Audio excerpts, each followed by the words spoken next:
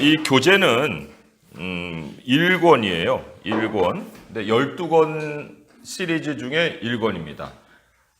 그리고 이게 이제 창세기부터 요한계시록까지 다 망라하는 책이고요.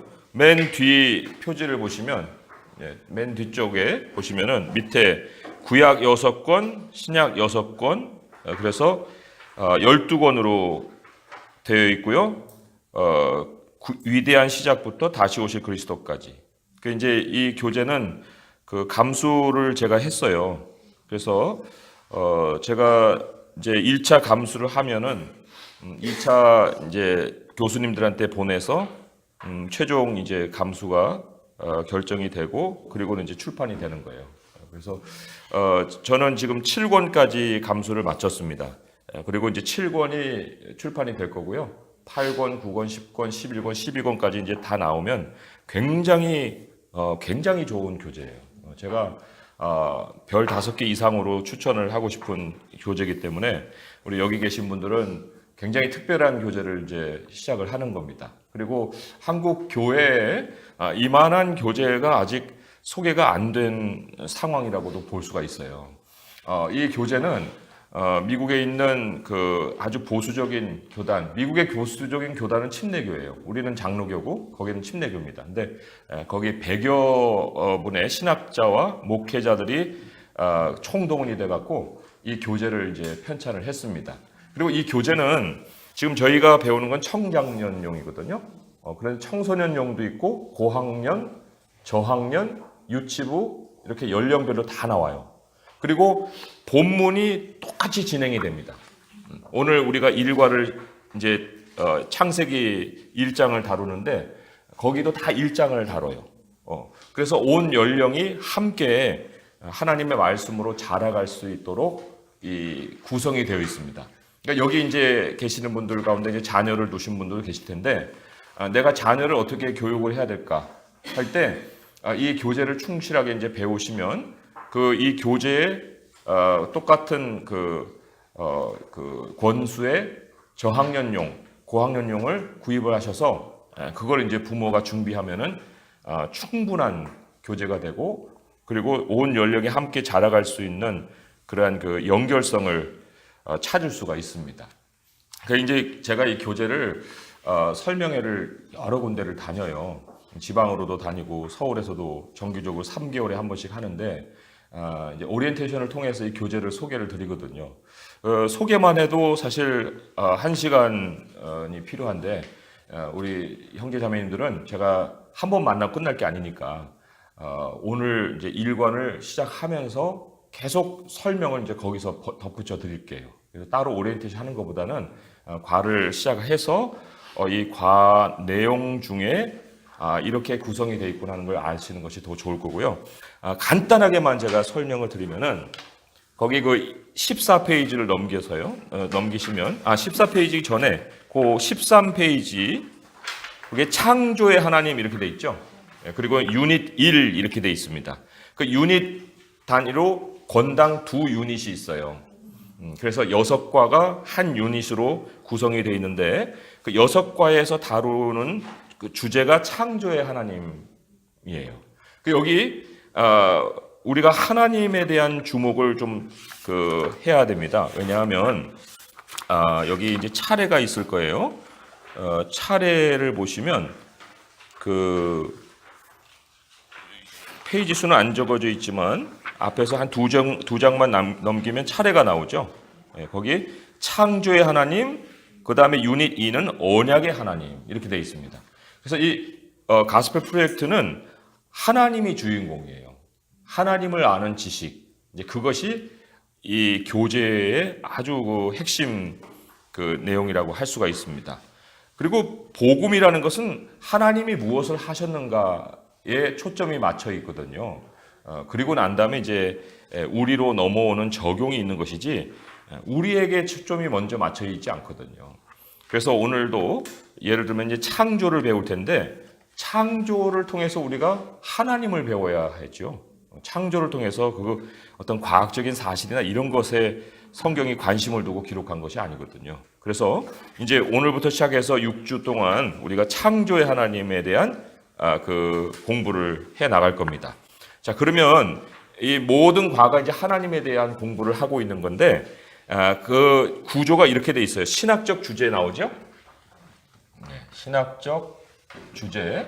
이게 이제 한 문단으로, 한 문장으로 돼 있습니다. 근데 상당히 그 베이글 같이 그 꽉 찬 하나의 문장이에요. 이 문장에는 사실 내용을 분석해 보면 세 개의 포인트로 돼 있습니다. 이 순서는 뭐 그렇게 중요하지 않아요. 어떤 거는 3, 1, 2로 돼 있을 수도 있고, 아무튼 세 개의 포인트가 뭉쳐져 있는 한 문단의 신학적 주제를 소개합니다. 그리고는 요 하나하나를 이제 풀어서 설명을 해줘요. 포인트 1, 포인트 2, 포인트 3 이런 식으로요. 여기 신학적 주제 다음에 15페이지에 보면은 1번 하나님이 만물을 창조하셨습니다. 나오죠? 그 다음에 17페이지에 보시면 2번 하나님이 만물을 선하게 창조하셨습니다. 그리고 또 22페이지 한참 좀 넘겨야겠죠? 22페이지 보시면 하나님이 아들로 말미암아 만물을 창조하셨습니다. 이렇게 이제 신학적 주제가 3개로 더 구체적으로 설명이 되고요.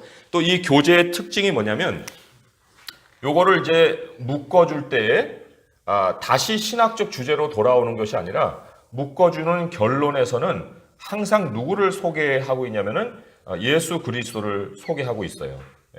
예수님을 결론으로 항상 모든 말씀이 방향을 맞추고 있다는 것이죠. 그리고 이 결론에 대한 설명을 이제 한 문장으로 24페이지 맨 밑에 보면은 그리스도와의 연결 이렇게 이제 그 한 문장으로 요약을 해주고 있습니다. 그래서 이 교재는 그리스도를 아는 지식을 우리에게 넓혀주는 그러한 교재예요. 그리고 그리스도를 아는 것이 바로 나를 발견하는 길이잖아요. 가장 고상한 것이 그리스도를 아는 지식인데 그리스도를 알고 그 안에서 내가 발견이 된다. 그게 이제 빌립보서 말씀이잖아요. 그러니까 그리스도를 충분히 알아야 내 자신을 아는 거예요. 그리스도를 모르고서 섣불리 나에게 적용을 하면 그건 사람 중심의 말씀을 우리가 배우게 되는 위험성을 가지게 되는 거죠. 그리고는 이제 거기까지 결론에 딱 도달하고 25페이지에 오시면은 하나님의 계획, 우리의 사명이라는 이제 토론 주제가 나옵니다. 우리가 이제 시간이 되면 이 토론 주제를 우리가 함께 좀 나눌 텐데요. 그 1, 2, 3도 어디서 나오는 1, 2, 3이냐면 이 포인트 1, 2, 3에서 도출해내는 질문이에요. 그러니까 전혀 엉뚱하게 질문을 던진 게 아니라는 얘기죠. 내용을 충실하게 다루게 되면 거기에서 이제 우리가 어떤 사명을 가지고 살아야 되느냐는 그 적용점을 우리가 찾아볼 수가 있는 거예요. 그러나 먼저 하나님 배우고 그다음에 그리스도로 우리가 결론을 맺은 다음에 우리의 적용점으로 가는 것이 바른 순서다. 이게 계속 그렇게 구조로 되어 있습니다. 그래서 이 교재를 이제 우리가 배우게 되면은 4가지 그 이점을 가질 수가 있어요. 첫째는 아까 말씀드린 것처럼 온 연령이 그 같이 하나님 말씀 안에서 자라갈 수가 있습니다.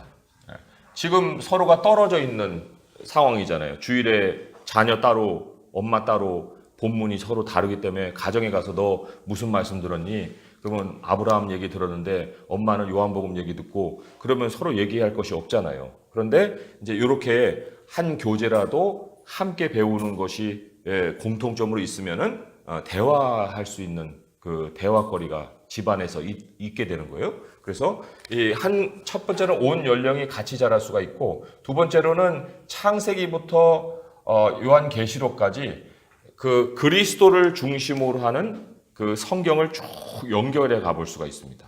이게 이제 하나님의 구속사라고 할 수가 있어요. 구속사라는 것은 우리는 이제 연대기라고 하는 거에 익숙해 있습니다. 그래서 이제 연대를 이어가서 성경을 보는 방식으로도 성경이 이제 편찬이 돼 있잖아요. 그런데 이 연대라는 것은 왜 흐르고 있느냐? 그것은 하나님이 계획하신 그 구속이 완성을 향해 가는 거예요. 그런 연대를 가지고 우리가 시대를 볼 수가 있어야지 연대만 맞춘다고 그게 시대가 연결되는 게 아니거든요. 그리고 보면은 연대가 막 섞여져 있는 책들이 꽤 많아요. 예레미야 같은 경우는 연대가 어디가 어딘지를 모를 정도로 상당히 혼합되어 있거든요. 그런데 왜 그렇게, 그럼에도 불구하고 왜 그렇게 구성이 됐냐면 구속사를 설명해 주시기 위해서거든요. 그래서 이 창세기부터 계시록까지 우리가 어떤 흐름을 가지고 있느냐 하는 이것을 봐야 되고, 세 번째로는 이제 그리스도와의 연결이죠. 이게 성경 전체의 연결이라면, 그러니까 온 세대의 연결, 성경 전체의 연결, 그리고 그리스도와의 연결. 사실 우리가 이제 어떤 주제를 가지고 성경을 공부하다 보면 그 주제에서 교훈을 따올 때가 있을 거예요. 그리고 그 교훈대로 이제 어떻게 살아야 되느냐, 이런 어떤 도덕성으로 갈 수가 있거든요. 그렇지만 우리가 그 추구하고 또 성경이 우리에게 요구하는 것은 행동의 변화가 아니고 가치관의 변화예요. 그러나 가치관의 변화라는 것은 내 안에 하나님의 생각이 머물러야만 가능한 거기 때문에 그리스도와의 연결을 내가 시킨다고 할 때 그것은 사실은 우리의 가치관을 그리스도의 생각과 하나 되게 만드는 거죠. 그래서 이제 첫 번째, 두 번째, 세 번째 그 연결을 다 시키면은 제가 네 가지라고 그랬나요? 네 가지라고 그랬는데 한 가지가 여기 안에 포함을 시켜버리는 것부터요. 그래서 세 가지, 일단은 세 가지 생각해 보시고 그리고 제가 네 번째 좀 구체적으로 생각이 나면은 말씀을 드리겠습니다. 아무튼 요 세 가지만이라도 우리 이 교재가 가지고 있는 큰 특징이다, 그렇게 보시면 되죠. 자, 그러면 오늘 이제 시간이 많이 갔기 때문에 좀 바쁘게 나가야 될 수도 있는데 잘 한번 따라와 보시기 바랍니다. 그리고 이 교재는 교재 내용 자체가 너무 좋아요.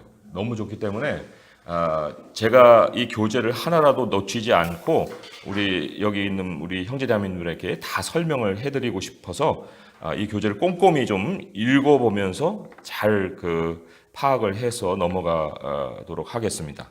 한 가지만 더 말씀을 드려야 될 것 같은데, 성경에 왜 30배, 60배, 100배 열매 있잖아요, 그죠? 그게 이제 씨 뿌림의 열매에서 나오는데, 씨를 뿌려서 잘 간직하면 인내로 지키어 열매를 맺는 것이 이제 이런 식으로 나온다는 거예요. 근데 우리가 이제 이것을 보통 보면은 우리의 삶에서 얻을 수 있는 어떤 복으로 생각하거든요. 30배, 60배, 100배가. 그러나 이제 체험을 하시겠지만은 이 씨는 하나님의 말씀이거든요. 하나님의 말씀을 뿌리는데 어디다 뿌리냐면은 옥토에다 뿌리는데, 옥토는 마음이에요. 거기 마음으로 이제 말씀을 간직하게 되잖아요. 그죠? 그러면 간직하게 되면 그 마음의 씨를 뿌렸으면은 자라는 것도 마음에서 자랄 거 아닙니까? 마음에서 자라 올라올 거 아니에요? 그리고 열매도 사실은 마음에 먼저 맺히는 열매죠. 그것은 하나님의 말씀이 떨어집니다. 또 하나가 떨어져요. 그러면 요것이 자라고 요것이 자라는 것이 그냥 개수대로 자라는 것이 아니라 하나를 깨달으면 그 하나의 깨달음 속에서 퍼져나가는 다른 깨달음이 엄청난 배수로 불어난다는 거예요.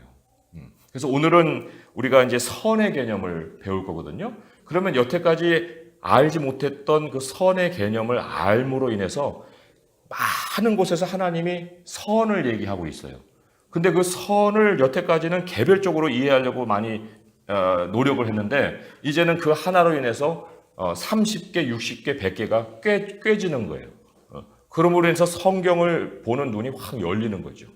그러니까 우리 하나님의 말씀은 그러한 우리에게 지각의 변화를 일으켜주는 그런 능력이 있는 것이고, 지각이 변해야 삶이 또한 변하는 거예요. 그래서 오늘부터 배우는 말씀을 차곡차곡 이제 쌓아가시기 바랍니다. 그래서 그 이상으로 맺어지는 그런 열매가 우리 넘치길 원합니다. 자, 신학적 주제 함께 한번 읽어보겠습니다. 시작. 태초에 하나님이 아들로 말미암아 만물을 선하게 창조하셨습니다. 제가 이제 저희 교회에서도 성도님들하고 2권을 시작을 하고 있는데요. 해드릴 때 이렇게 해드려요. 신학적 주제가 이렇게 한 문장으로 나오는데 거기에 해당되는 포인트가 뭔지를 먼저 알려드립니다. 그래서 여기 태초에 하나님이 아들로 말미암아 만물을이라고 할 때 그 만물에다가 동그라미를 줄을 그시고 1번 이렇게 치시면 돼요. 그게 이제 포인트 1에 해당되는 거고, 그 다음에 뒤에 선하게라고 했는데 두 번째 포인트에 보면 하나님 만물을 선하게 창조하셨습니다. 그러니까 선하게가 2번이고 그 다음에 아들로 말미암아 창조하셨습니다 했으니까 아들로 말미암아가 3 이렇게 되는 거예요. 3, 1, 2. 이제 순서가 뒤바뀌는 이유는 사실 영어를 한글로 번역하다 보니까 그 포인트가 한글 순서에서는 바뀌는 거예요. 그러나 영어에서는 이제 1, 2, 3으로 해서 포인트를 쭉 설명을 하고 있어요. 자, 그러면 이제 여기 신학적 주제를 가지고 도입 부분을 제가 한번 읽어보도록 하겠습니다. 첫 문장을 기억하는 책 또는 첫 장면을 기억하는 영화가 있습니까? 명문장으로 시작하는 책이나 명장면으로 시작하는 영화는 오랫동안 기억에 남습니다. 명문장은 논조가 분명하고 끌어당기는 힘이 있어 앞으로 전개될 내용에 대한 궁금증을 유발해 마지막까지 몰입하게 합니다. 작가들이 첫 문장을 위해 고뇌하는 이유도 첫 문장에 그와 같은 특별한 힘이 있기 때문입니다. 저명한 작가들의 도입부 몇 가지를 예로 들어보겠습니다. 최고의 시절이자 최악의 시절, 지혜의 시대이자 어리석음의 시대였다. 믿음의 세기이자 의심의 세기였으며 빛의 계절이자 어둠의 계절이었다. 희망의 봄이자 절망의 겨울이었다. 찰스 디킨스의 두 도시 이야기. 누구나 다 인정하는 진리 하나, 꽤나 돈 많은 독신 남자에게는 분명 아내가 없다는 것이다. 제인 오스틴, 오만과 편견. 이런 이제 인상 깊은 한 문장으로 시작하는데 여기 질문을 이렇습니다. 인상적인 첫 문장이나 첫 장면 때문에 끝까지 몰입했던 책이나 영화가 있습니까? 그 가운데 가장 기억에 남는 문장이나 장면을 이야기해 보십시오. 저는 이제 설명 방식을 이렇게 합니다. 여기 읽었지만 문제를 통해서 앞에 있는 내용에서 답을 찾아요. 계속 그렇게 할 거예요. 문제를 통해서 앞에 있는 내용을 다시 보고 거기서 이제 우리가 발견할 수 있는 답을 먼저 찾습니다. 사실 제가 이렇게 해드리는 이유는 이 교재가 우리 여기 계신 분들이 다른 데 가서도 사용을 하실 거 아니에요. 그죠? 누군가를 가르치는 교재로 잘 사용하시려면은 교재에 충실히 할 수 있어야 되는데 교재를 제가 뛰어넘어서 자꾸 답을 드리면은 저의 답은 될 수 있지만 교재에서 원하는 답은 아닐 수도 있거든요. 그래서 우리가 이 문제에 충실해서 답을 이제 찾아보는 그런 방식을 가질 건데요. 그 때문에 이제 저는 제 얘기하지 않습니다.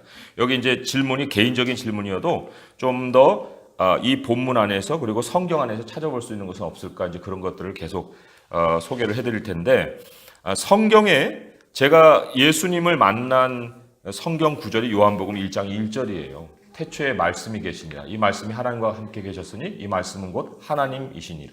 그래서 저는 예수님을 너무 모르고 예수님을 너무 만나고 싶어서 고민을 많이 했어요. 그런데 요한복음에 말씀이 하나님이라는 그 말씀 딱 대하는 순간에 하나님이 멀리 계신 분이 아니시더라고요.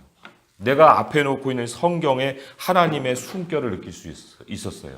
그래서 저는 이 성경이 너무나도 소중했고 그리고 그 한 말씀이 저의 모든 신앙의 그 시각을 다 바꿔버렸던 그런 체험을 했습니다. 환영합니다, 두 분.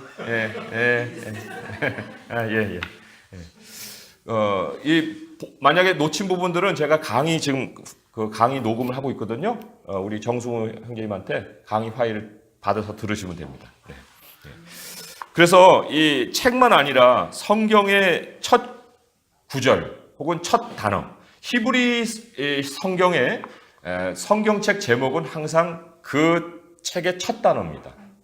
우리가 이제 창세기, 출애굽기, 민수기 이렇게 우리식의 어떤 제목을 달았잖아요. 근데 그거는 이제 70인역에서 따온 제목이에요. 헬라어 번역본에서 따온 제목이고 히브리 성경의 그 제목은 그 책 첫 단어예요. 첫 단어. 그래서 창세기 같은 버레시트라고 하잖아요. In the beginning. 그게 제목이에요. 제목. 그렇듯이 하나님께서 얼마나 이 성경 첫 구절뿐만 아니라 첫 단어에 신경을 쓰고 있는지 하는 것을 우리가 좀 생각을 해볼 수가 있습니다. 그러니까 이 성경 창세기는 전체의 첫 구절이잖아요. 전체의 첫 구절이면 어마어마한 그 뜻을 가지고 있는 거거든요. 하나님이 그렇게 첫 구절을 소개할 때는 큰 의도를 가지신 것이 분명한데 우리가 그 의도가 뭔지 하는 것을 이제 오늘 발견을 해 보는 거예요. 그래서 여기 15페이지 중간쯤에서 제가 첫 문장 읽고 두 번째는 함께 읽어보도록 하겠습니다. 수천 년을 인류와 함께한 책, 하나님이 이신 책인 성경의 첫 문장은 무엇일까요? 이미 알고 있을지도 모르지만 성경을 펴서 읽어보십시오. 태초에 하나님이 천지를 창조하시니라입니다.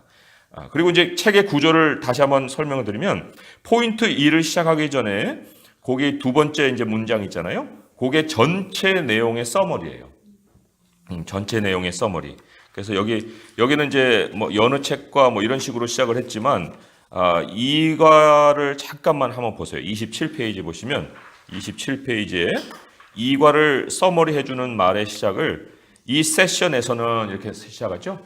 그래서 앞에 신학적 주제를 우리가 한 문장으로 집약된 내용을 대하고 도입을 한 다음에는 서머리를 만납니다. 그래서 이런 내용을 여기서 다루고 있구나 하고 이제 1, 2, 3으로 이제 더 확장돼 나가죠. 우리 서머리 같이 한번 읽어보겠습니다. 시작. 여느 책과 마찬가지로 성경도 첫 구절이 성경 전체의 맥락을 설정한다는 것을 알 수 있습니다.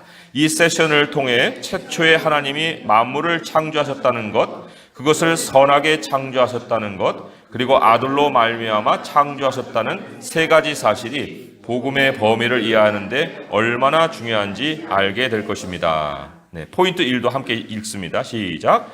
하나님이 만물을 창조하셨습니다. 제가 읽어볼게요. 만물보다 앞서 계신 분을 소개하지 않고는 창조에 대해 설명할 수 없습니다. 창세기 1장 1절은 만물보다 먼저 계신 분을 소개합니다. 만물보다 먼저 계셨던 하나님은 만물이 있기 전에 이미 계신 분이고 어떤 것에도 의존하지 않는 분이며 부족한 것이 아무것도 없는 분입니다. 이런 분이 만물을 창조하셨습니다. 자, 본문 한번 같이 읽어볼게요. 시작. 태초에 하나님이 천지를 창조하시니라. 땅이 혼돈하고 공허하며 흑암이 깊음 위에 있고 하나님의 영은 수면 위에 운행하시니라.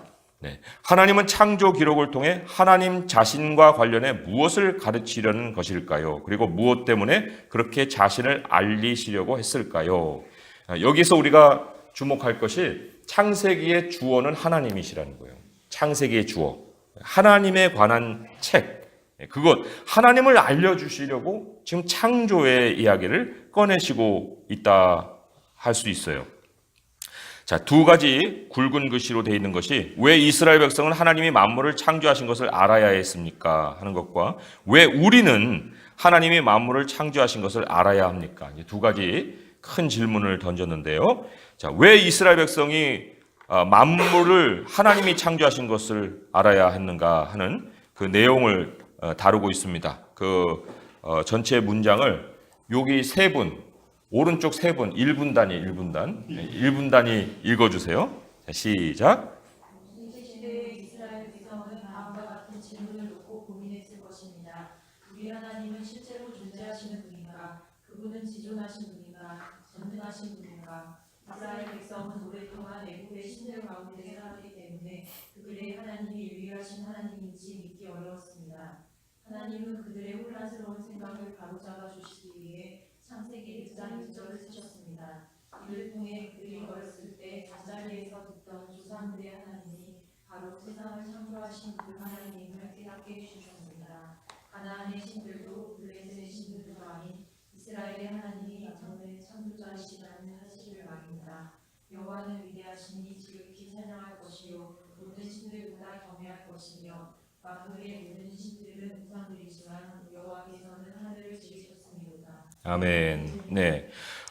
이스라엘 백성들은 다신 문화 속에 살고 있는 사람들이었어요. 우리도 지금 많은 종교들이 있는 문화 속에 살고 있잖아요. 그 다신론 속의 문화를 살고 있는데 그 문화 속에서 그 다신론을 끝내는 진리가 창조였다는 거예요. 창조. 다신론을 끝내는 아주 그 사건. 그것이 이제 창조인데 사실 창조는 우리가 동참한 사건은 아니잖아요. 그죠? 그런데 우리가 동참을 해서 하나님이 다시금 다신론을 끝내버리신 사건인데 그게 출애굽이에요.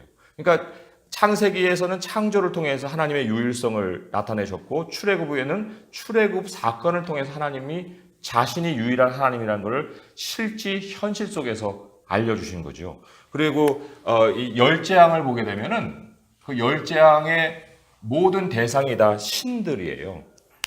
그래서 출애굽에 보면은 신들에게 저주를 내리는 재앙으로 소개가 되고 있습니다.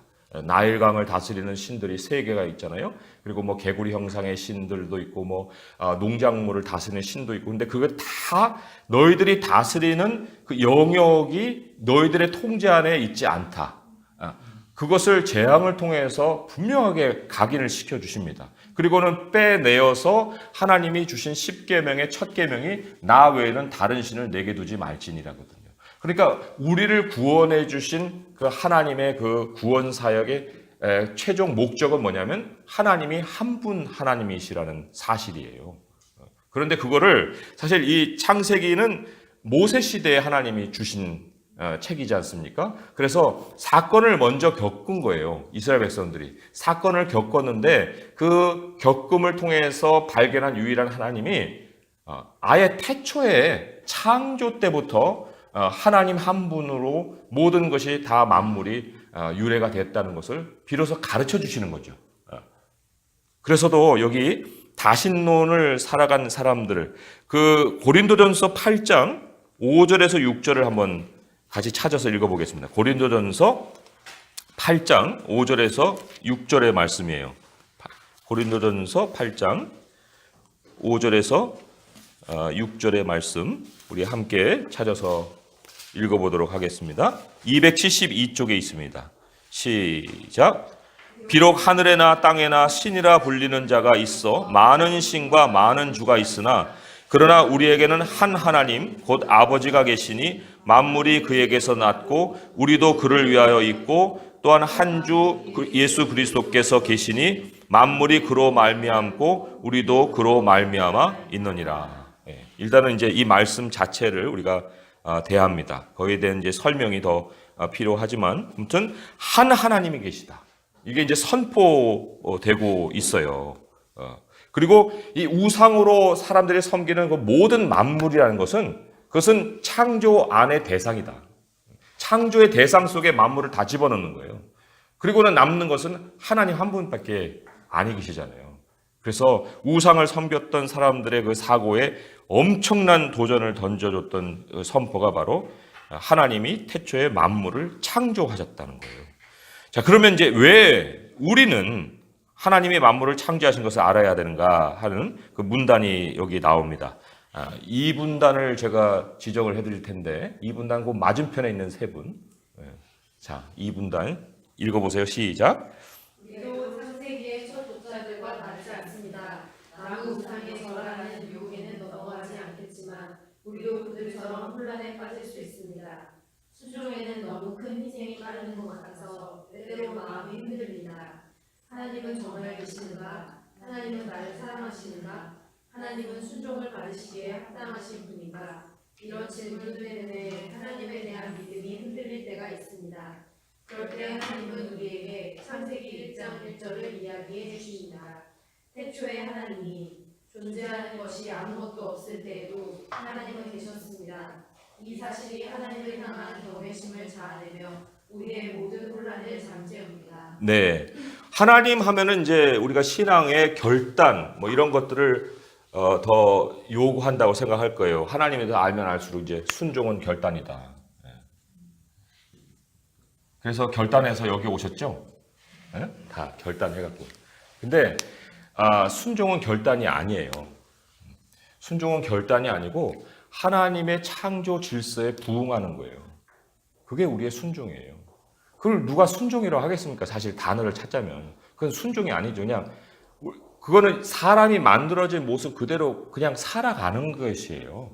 창조와 함께. 하나님이 우리에게 부여해 주신 세상의 질서와 함께 살아가는 것이 순종인데 우리는 이제 그것을 너무나도 결단이라는 그 카테고리 안에서 넣다 보니까 결단했다 말았다 하다 보면 이게 이제 질서 안에 있다 말았다 이렇게 되거든요.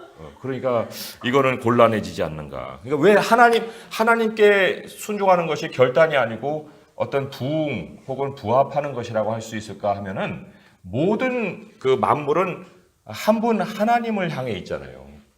모든 만물의 방향이라는 것은 하나님을 향해 맞춰져 있거든요. 그러니까 우리가 하나님을 향해 맞춘다는 것은 창조의 질서 안에 함께 포함이 된다는 거예요. 그래서도 인생의 축이 되시고 인생의 방향이 되시는 하나님, 그 하나님을 우리가 섬기는 것, 그것은 우리 하나님이 만들어 놓으신 창조 안에 우리가 부합한 사람으로서의 모습을 가지는 것이다. 그래서 질문을 보면 이렇게 질문이 나와요. 하나님이 만물을 창조하셨음을 알고 난 후에 하나님에 대한 생각과 감정의 변화가 생겼습니까? 어떤 변화입니까? 라는 그 질문을 던졌어요. 근데 변화 이전을 찾자면은 여기 안에 문단 속에는 그 첫 번째 문단에 고민이라는 단어도 있어요. 그 다음에 두 번째 문단에는 혼란스러운 생각이라고도 나옵니다. 그리고 뭐 두 번째도 혼란이라는 단어가 섞여서 나오죠. 아무튼 고민도 있고 혼란도 있고 어느 정도가 신앙이고 어느 정도가 아닌가 뭐 이런 식의 어떤 여러 가지 그 마음의 갈등이 시작이 될 수가 있는데 하나님을 향하게 되는 것, 그것이 사실 우리가 익히 아는 믿음이거든요. 믿음이라는 것은 하나님을 향한 반응이에요. 반응. 뭐 대단한 게 아니에요. 하나님을 아는 순간에 그 안다는 것 자체가 믿음이에요. 하나님께 반응하게 되잖아요.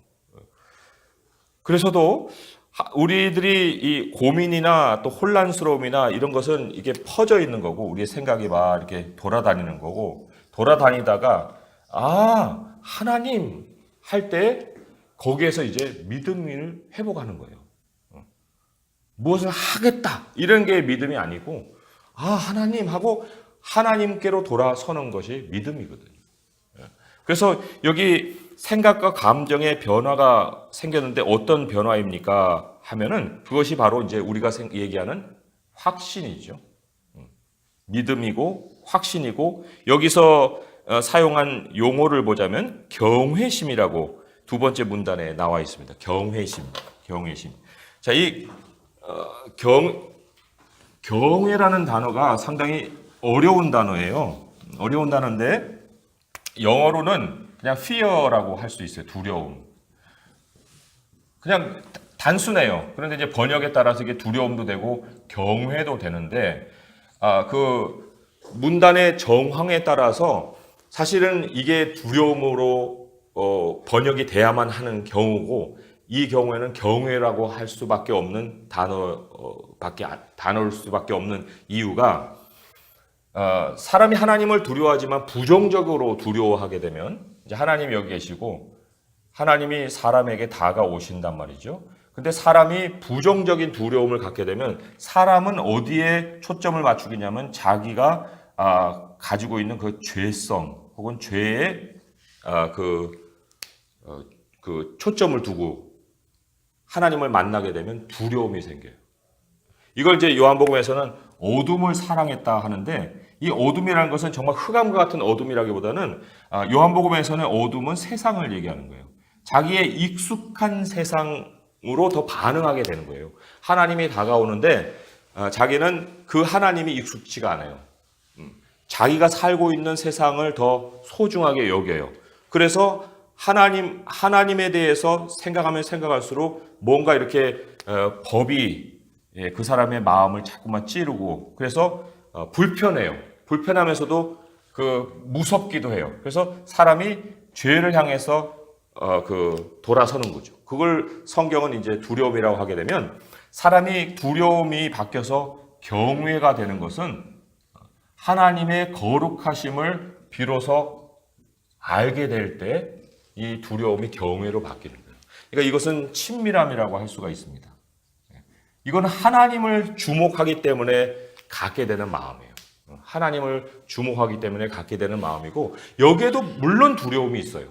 그러나 이 두려움은 숨어버리는 두려움이 아니라 그 두려움으로 인해서 하나님 앞에 더 겸손해지고 하나님을 더 경외하게 되는 그러한 두려움이라고 할 수가 있습니다. 그리고 이게 바로 지혜의 시작이에요. 지혜의 시작. 그래서 믿음의 시작은 결국 지혜의 시작이라고 할 수 있죠. 하나님께로 반응이니까. 그래서 인생은 하나님을 축으로 삼고 하나님을 방향으로 삼으면서 그것이 바로 이제 하나님과 동행이라는 말로 다 우리가 번역을 할 수가 있어요. 그리고 여기 앞에 있는 문단의 어떤 여러 가지 이제 그 혼란스러움을 우리가 가지는 이유는 만물 안에서 만물의 어떤 의미들을 찾아보려는 노력, 그런 것들이 우리에게 만족을 주지 못하는 거예요. 그러나 이 성경은 우리의 모든 그 근원, 그것을 이제 하나님으로부터 찾거든요. 그렇기 때문에 어떤 것도 다른 것의 근원이 아니다. 이제 성경은 말을 하고 있어요. 어떤 것도 다른 것의 근원이 아니다. 그러니까 우리 인생의 문제를 세상에 찾으면 문제를 문제 속에서 찾으려고 하는 거예요. 그러니까 거기서 답이 안 나오죠. 우리 히브리서 말씀 한번 찾아보겠습니다. 히브리서 11장 3절의 말씀. 히브리서 11장 3절의 말씀.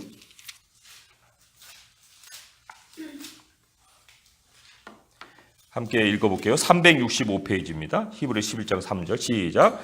믿음으로 모든 세계가 하나님의 말씀으로 지어진 줄을 우리가 아나니 보이는 것은 나타난 것으로 말미암아 된 것이 아니니라. 그렇죠? 보이는 것은 나타난 것으로 말미암아 된 것이 아니다는 얘기죠.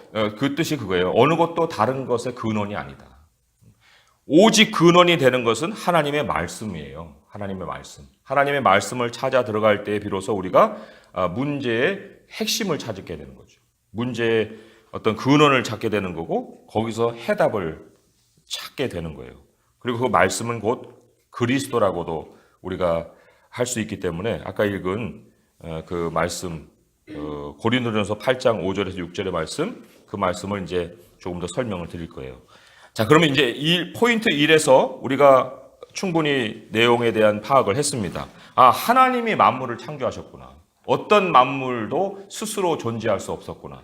그리고 하나님이 만물을 창조했기 때문에 우상이라고 하는 그런 모든 것들도 다 만물 속에 있는 하나의 피조물에 불과하는 거구나.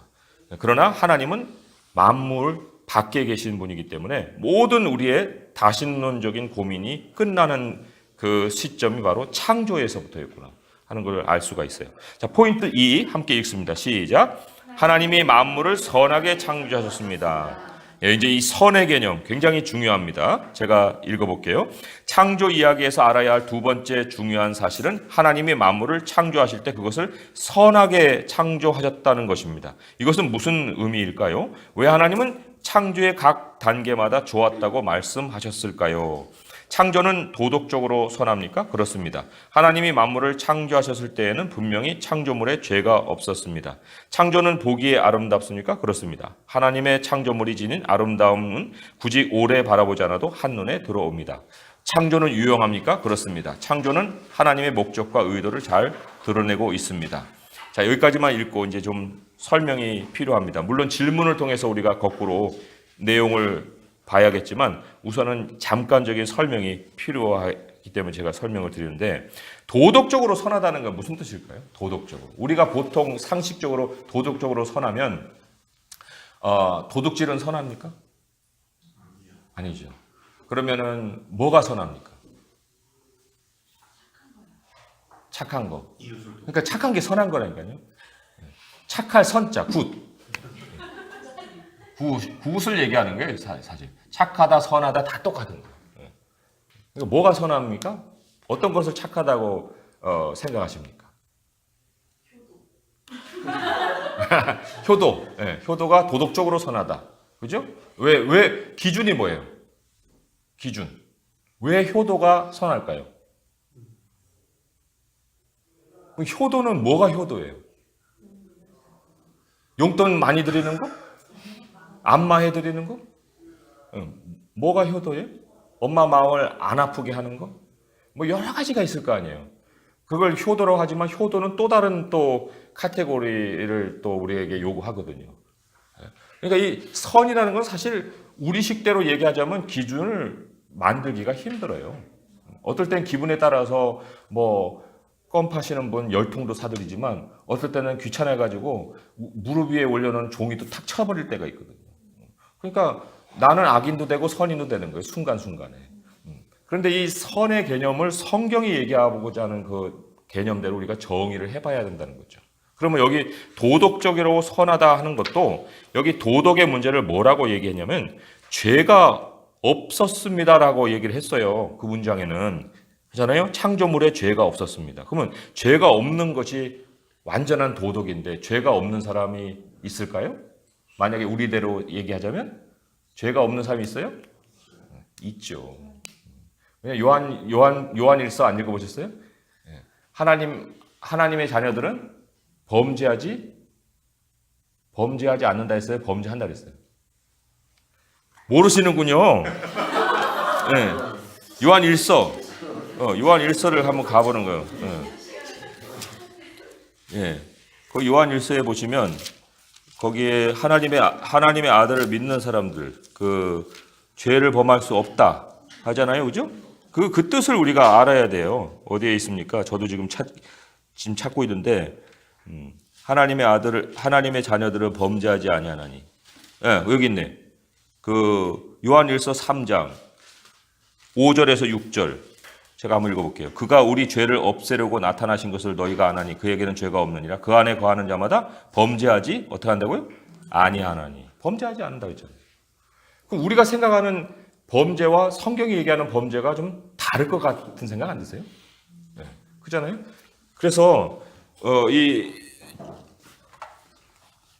우리 여기 계신 분들 죄인이에요? 죄인이 아니에요? 죄인이요. 네? 죄인이요.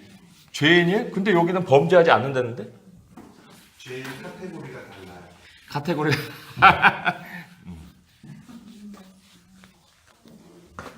죄는 우리가 태어나서야 우리에게 붙는 라벨이에요. 죄. 태어나고 난 다음에 출생 이후에 우리의 현실이에요. 어떻습니까?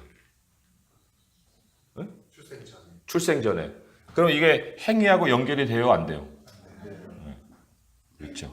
근데 지금 우리가 죄인이다라고 얘기할 때 그 개념에는 행위가 있어요? 없어요? 있어요. 선에 대한 아까 여러 가지 얘기할 때 선의 개념이 행위예요? 아니에요? 행위죠. 행위하고 연결되어 있으니까 그런 효도라는 말이 나오잖아요. 근데 죄가 행위하고 연결이 안 되고 사실 이 선도 우리가 무슨 선이 있어서 하나님 우리를 구원하신 거 아니라고 했잖아요. 그죠? 그러니까 선도 행위하고 연결이 안 된다고 하면 근본의 개념을 우리가 먼저 알아야 되는 거예요. 죄는 하나님과의 분리를 얘기하는 거예요. 분리. 그래서 우리가 무슨 행위를 하기도 전에 이미 죄인의 신분을 가지게 되는 거죠. 이게 왜냐하면 하나님과 소통할 수 없는 분리의 개념 속에서 성경은 죄를 다루고 있는 거예요. 죄. 그러면 거꾸로 우리는 죄인에서 뭐가 됐어요? 의인이 됐죠. 그죠? 의의 개념은 그러면 이거의 반대는 뭐겠습니까? 연결이죠. 연결이에요. 의는 연결의 개념이에요. 우리가 행위를 해서가 아니고 하나님이 우리를 찾아오셔서 우리를 하나님께 반응하게 만드신 것이 바로 의의 개념이에요. 의. 하나님이 이루신 의란 말이에요. 그래서 의는 연결이고 죄는 분리예요. 그러면 여러분 죄인이에요? 의인이에요? 의인이죠. 의인이죠. 뭘 해서가 의인이 아니고 우리의 신분은 더 이상 죄인이 아닌 거예요. 그럼 우리 범죄해요? 안 해요? 범죄합니까? 안 합니까? 죄 져요? 안 져요? 그러니까 이때는 이제 사고가 여기로 오는 거예요. 행위로 오는 거예요. 여기서 실컷 다 이해했다고 하면서 여기서 범죄하지 않는다는 이 요한일서의 그 죄는 이 관계 속에서 우리에게 얘기를 해주고 있는 거예요.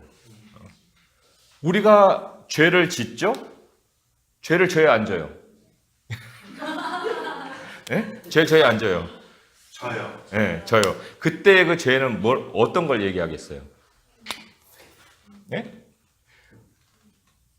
의인으로서 하나님과 항상 연결돼 살아야 되잖아요. 그죠?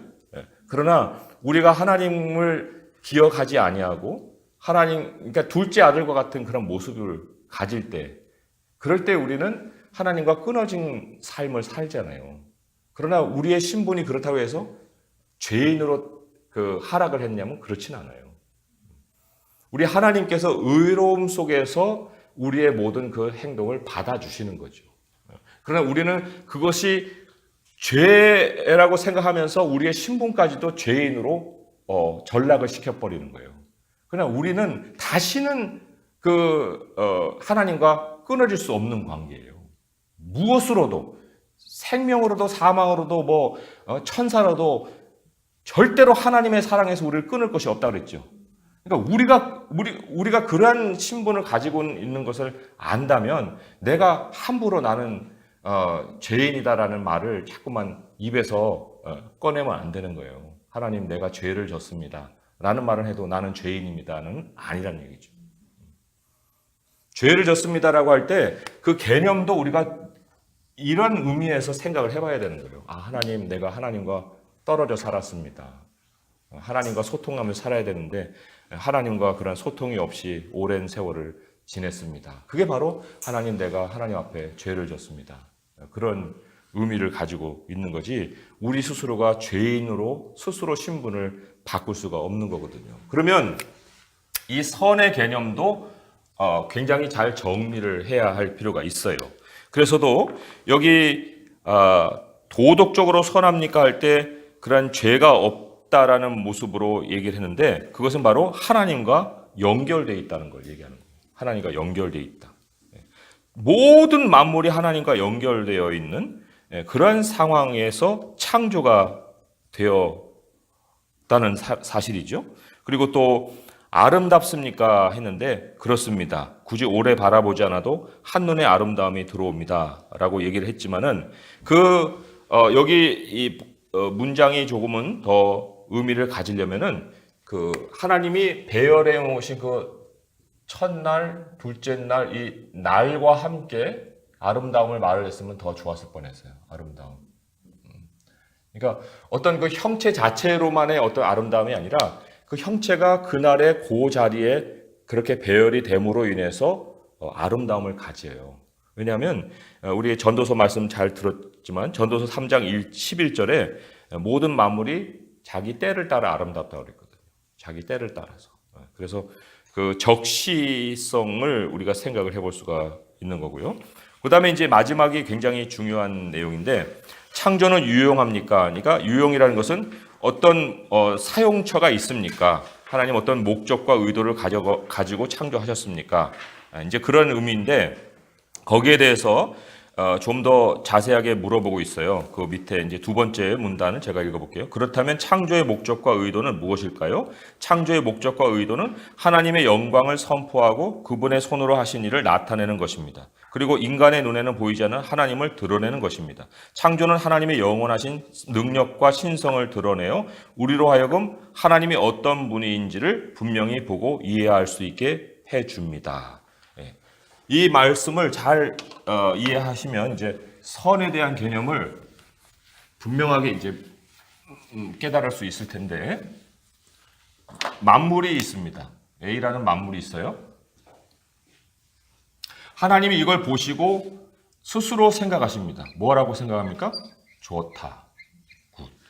그럼 하나님이 굿이라고 판단을 내리실 때는 이 만물이 이걸 보여주고 있기 때문에 굿이라고 하는 거죠. 그죠? 근데 이 만물 안에 뭐가 들어있냐면 하나님의 영광과 하나님의 신성이 묻어 있는 거예요. 하나님으로부터 나왔기 때문에 하나님을 나타내주는 물건이 되는 거죠. 하나님을 나타내주는 어떤 피조물이 되는 거죠. 그러니까 만물은 그냥 물건 덩어리가 없어요. 그 자체로. 만물은 다 그 만물 자체의 의미를 두는 것이 아니라 하나님을 반영하는 데 의미를 두는 거예요.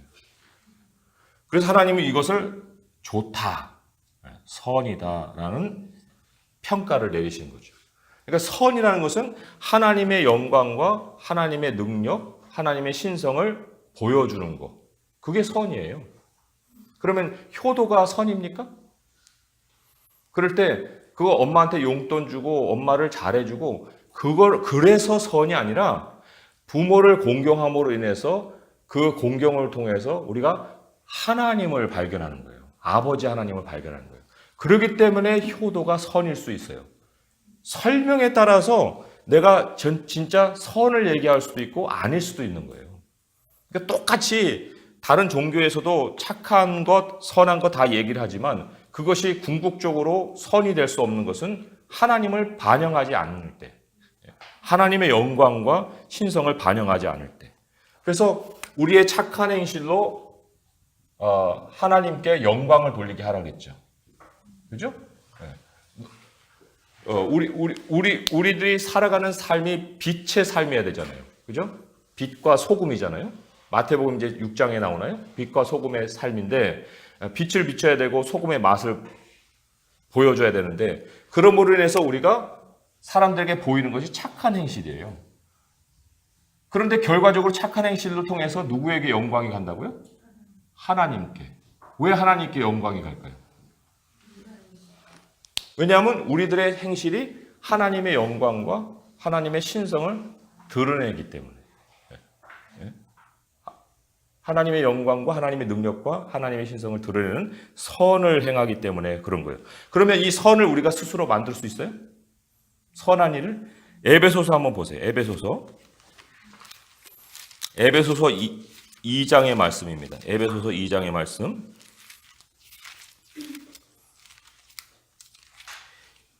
자, 2장 1절에서 10절이라고만 딱 써놓으시고요. 제가 설명을 좀 드려야 됩니다. 2장 2절 한 절 먼저 보겠습니다. 그때 너희는 그 가운데 행하여 이 세상 풍조를 따르고 공중의 권세 잡은 자를 따랐으니 곧 지금 불순종의 아들들 가운데 역사는 영이다. 이건 이제 그림으로 잘 설명을 드려야 되는데 그 가운데서라고 할 때 이거를 길로 표현할 수가 있습니다. 그 가운데서. 왜냐하면 행하여라는 말이 있기 때문에 그래요. working이라고 할 수 있거든요. 거기 행하여라는 것이. 뭐 행동해서가 아니고 그 가운데서 걸어 다닌 거예요. 이 울타리를 못 벗어난 거예요. 여기가 이게 무슨 영역입니까? 허물과 죄죠.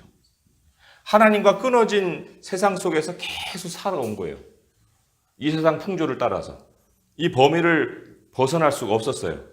그런데 하나님께서 우리를 빼내서 어디로 옮겨주셨습니까? 5절에서 6절에 보면 허물로 죽은 우리를 그리스도와 함께 살리셨고 일으키사 예수 그리스도 안에서 함께 하늘에 앉혔다 그랬죠. 여기서 이렇게 빼내서 하나님이 우리를 하늘에 앉히셨어요. 아니 우리 하늘에 살지도 않는데 어떻게 하늘이라고 얘기를 할 수 있지? 할 때 이 하늘의 개념은 하나님의 통치예요. 하나님이 말씀해 주시는 그 세상이에요. 하나님의 가치관이 역사하는 그 영역을 얘기합니다. 이때는 하나님의 가치관이 역사할 여지가 없죠. 그런데 하나님이 우리를 빼내서 하늘에 앉혀 주셨어요. 이거를 성경은 뭐라고 얘기합니까? 죄사함이라고 얘기하죠. 골로새서 한번 보겠습니다. 골로새서 보면은 골로새서 1장 13절, 14절. 13절, 14절. 제가 또 읽어볼게요. 그가 우리를 흑암의 권세에서 건져내사 그의 사랑의 아들의 나라로 옮기셨으니 그 아들 안에서 우리가 속량 곧 죄사함을 얻었도다. 죄사함이라는 것은 우리의 행동이 잠깐 바뀌는 그런 사건이 아니에요. 우리의 존재가 살아갈 영역이 바뀐 거예요. 우리가 하나님의 아들 안에서 그리스도 안에서 그런 표현이 성경에 막 무수하게 많습니다. 왜 그리스도 안에서 하나님 안에서 주 안에서 그런 표현을 왜 그렇게까지 많이 사용할까요? 이해도 안 돼요 사실. 주 안에서 그리스도 안에서 어떤 거는 막 덧붙여서 없어도 될 말을 사용한 것 같은 그런 표현들도 많아요. 그런데 그것이 절대적으로 필요한 이유는 우리들이 살아가는 삶의 통치 영역이 바뀌었기 때문에 그래요. 여태까지 초등학교, 중학교, 고등학교 교육을 쭉 받아와서 그게 우리의 사고 체계에 있어가지고 이 범위를 벗어날 수 없었는데 하나님이 우리를 다른 영역으로 바꿔주셨단 말이죠. 그 다른 영역으로 바꿔주신 그 말씀이 어디냐면 에베소서 읽은 말씀 10절로 이제 옮겨가 봐야 돼요. 10절로 보시면은 우리는 그가 만드신 바라 그리스도 예수 안에서, 여기 이제 그리스도 예수 안에서라고 나오죠. 선한 일을 위하여 지으심을 받은 자니 이 일은 하나님이 전에 예비하사 우리로 그 가운데서 행하게 하려 하심이니라. 여기 그 가운데서도 영역이에요. 행하게 한다는 것도 워킹이에요. 길이 달라진 거예요. 예수님이 우리의 길이요 진리요 생명이신데 그게 에베소서에는 이렇게 설명하는 거예요. 이렇게 살던 사람이 하나님의 통치 영역으로 옮겨가서 이제는 이렇게 살게 됐다. 그 가운데서 행하게 하시려 함이라. 그 가운데 그가 뭐예요? 이 허물과 죄를 대신해서 우리에게 바꿔주신 이 그 가운데가 뭐냐고요. 여기서 설명할 때. 선한 일이잖아요. 선한 일. 근데 이 선한 일은 내가 주도해서 만들어낸 일이에요. 여기 2장 10절에 보면 어떻게 해요? 하나님이 전에 예비하셨다 했잖아요. 하나님이 예비하신 일을 이제 만나면서 사는 거예요. 하나님이 주도해 가시는 삶을 사는 것이 선한 일이에요. 하나님이 만들어 놓으신 일을 살게 되면 거기에서 하나님의 영광, 능력, 하나님의 신성 그런 것들을 우리가 드러낼 수 있는 거예요. 내가 앞장서면은 결국은 나밖에 안 드러나죠. 그럼 하나님이 예비하신 일을 우리가 기다리고 만나면 그 일을 하나님이 시작하시면서 또한 진행하시고 마치시기까지 하시는 거예요. 얼마나 우리가 여유를 가질 수 있는가, 평강을 가질 수 있고 내 인생을 내가 개척해 가는 것이 아니라 하나님이 예비하신 그 일을 내가 이제 경험해 가며 사는 그 삶을 살 수 있는 것. 그게 바로 선한 일이에요. 그러면 디모데전서 6장에 우리가 선한 사업에 부요하고 선한 일에 더 풍성하고 하는 삶을 살아라 하죠. 그럼 그렇게 하려면 우리가 어떻게 해야 됩니까? 그럴 수 있으려면은 하나님의 의도와 하나님의 뜻, 하나님이 계획하신 예비하신 일에 대한 관심이 있어야겠죠. 그거 먼저 가지지 않으면 어떻게 우리가 하나님의 예비하신 일을 만날 수가 있겠습니까? 그래서 우리 여기 아까 읽은 문단 18페이지 하나님이 그렇다면 창조의 목적과 의도는 무엇일까요? 라는 그 질문이 바로 밑에 있는 두 가지 질문으로 이제 연결이 되는데 제가 한번 읽어볼게요. 최근에 하나님의 창조의 선하심을 경험한 적이 있습니까? 그 경험은 하나님에 관해 무엇을 말해 줍니까? 했는데 하나님의 창조의 선하심이라고 할 때 창조 안에서 하나님이 우리를 하나님과 연결시키려고 하셨고 또 그 때를 따라서 아름답게 하셨고 그리고는 모든 것이 하나님의 의도로 또 하나님의 목적을 담고 창조하셨다면은 이 질문은 이러한 질문으로 바꿀 수가 있는 거예요. 최근에 하나님과 어떤 일을 경험하면서 하나님과의 연결, 하나님과의 소통, 그리고 정말 그게 적시에 이게 사람으로서 할 수 없는 하나님이 준비해 놓으신 그 일이었구나. 그리고 이 목적이 바로 그러한 거였네 라고 깨달았던 그러한 그 경험들이 있느냐 하는 거예요.